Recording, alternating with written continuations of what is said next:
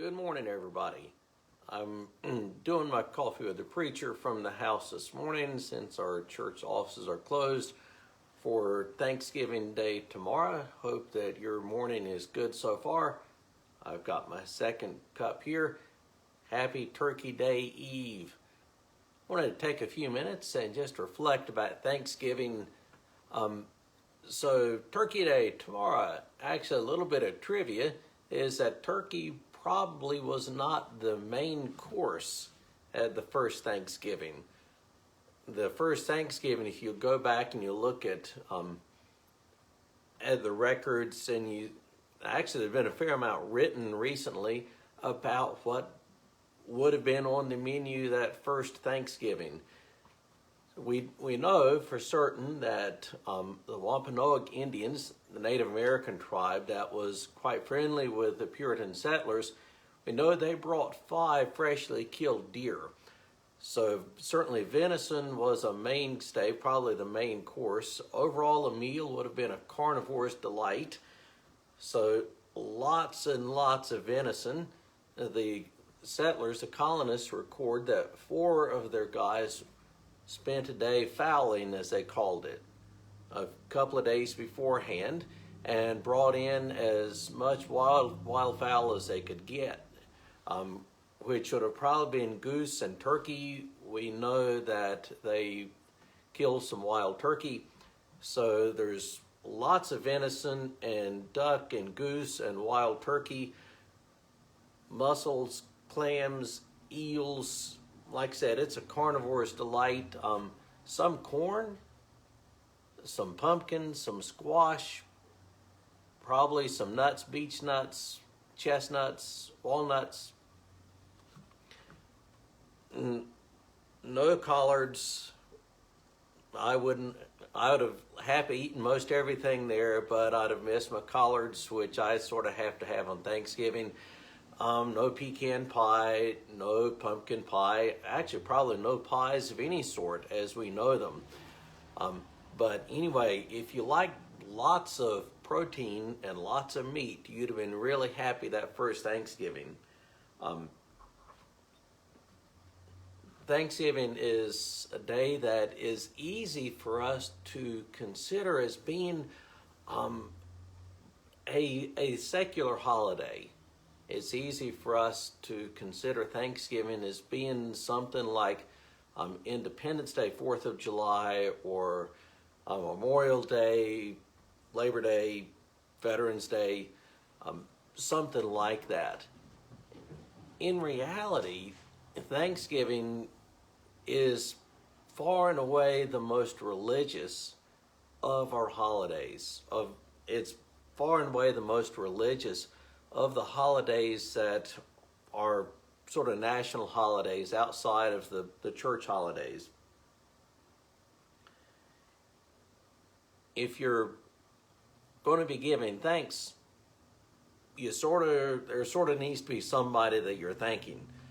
Just being thankful in general doesn't amount to a whole lot if you're not actually thankful to someone.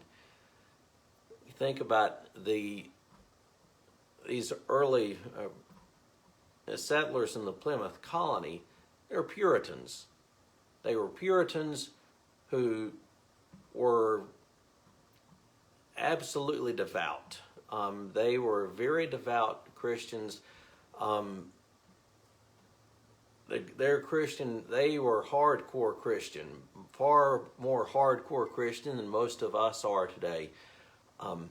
They took their faith very seriously, and they really saw themselves as setting up a city on a hill. They weren't able to do that in England, where they'd lived before.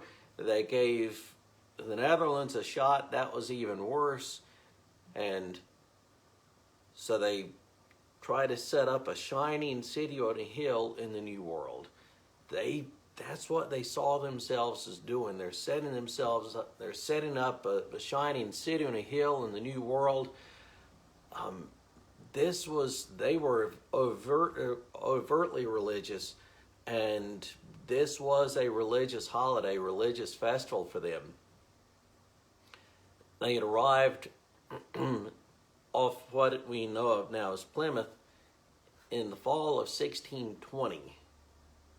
The fall of 1620, in November of that year, they first set foot on the soil there in Plymouth, Massachusetts, and endured a really rough winter. Most of them actually stayed on board ship through the winter, though some lived in some cabins that they'd built there on the shore. In March of that year, Native Americans taught them how to plant gardens, and the following fall, in October, probably in October, though we can't know for certain, they celebrated bringing in the harvest and thanking God for the harvest and for preserving them through the first year.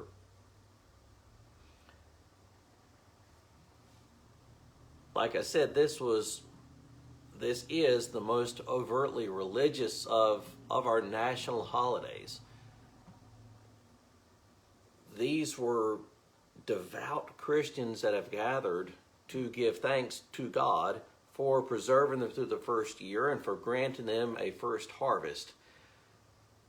That it was celebrated sporadically from then right on through for the next ever how many years. Not every year at the same weekend, but sporadically at various colonies through the years. Thomas Jefferson strongly disliked having Thanksgiving as a national holiday because it was too religious. Jefferson was, of course, very much the skeptic in matters of religion and thought that this was far too Christian, far too religious to be a national holiday. Getting into the history of it, it became sort of a semi-official national holiday in 1863. Lincoln ordered the observance of it in 1863 in the fourth Thursday of November, and it remained that until 1936. 1936, we're mired in the Great Depression, and President Roosevelt ordered Thanksgiving moved back 1 week to give an extra week into the Christmas shopping season. This didn't go over very well, and it was derisively referred to as Franksgiving rather than Thanksgiving. And after that, Congress officially set it at the fourth Thursday in November. And we gather to give thanks. We gather to give thanks as our Puritan forebears did in 1621. In 1621, in the fall of that year, maybe it was October, early November, in the fall of that year, when they gathered to give thanks, they were minus 45 of their number. They came here with 102 on the Mayflower. A year later, 45 were dead. They lost 45 of their number to exposure, to various diseases, and in spite of the grievous losses, and if you think about all these people that have gathered in the fall of 1621 that have buried loved ones. The mortality rate among the women in particular in that first group of 102 is grievous.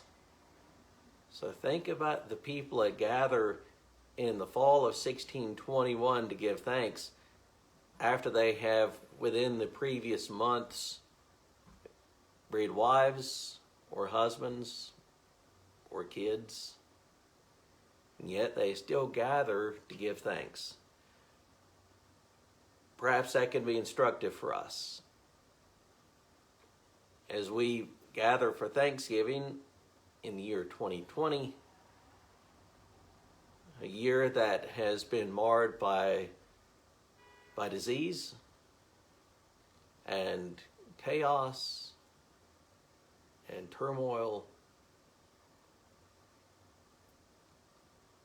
maybe we can be especially thankful to and for the Prince of Peace. Yeah, 2020 at Thanksgiving will be different. It will be. Many of us won't be traveling like we normally do for Thanksgiving. Here, our family, we won't be traveling. We always go somewhere to see some of the relatives at Thanksgiving. And in a few minutes, I'll start cooking collards here, and we'll put the turkey in the brine here, and we'll have Thanksgiving here at the house. And I know that'll be the case for a lot of folks. They just won't want to travel. Some families, as they gather for Thanksgiving tomorrow, there'll be an empty chair, an empty place at the table for someone that they've lost.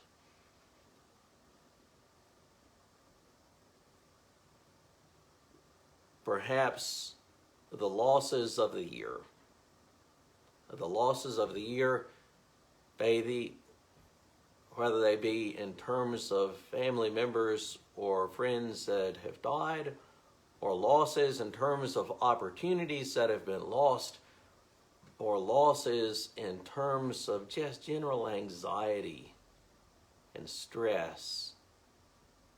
Perhaps all of those can make us ever more appreciative of all that God has given us. So tomorrow, we'll gather around our turkey and our dressing and sweet potato casserole and collards. I gotta have my collards, and green bean casserole and pumpkin pie and sweet potato pie and pecan pie and all the rest of your normal family Thanksgiving trimmings. You remember to be thankful for all that God has given you. Especially thankful for all that God has given you in this year, 2020. Have a great Thanksgiving tomorrow, and I'll see you next week.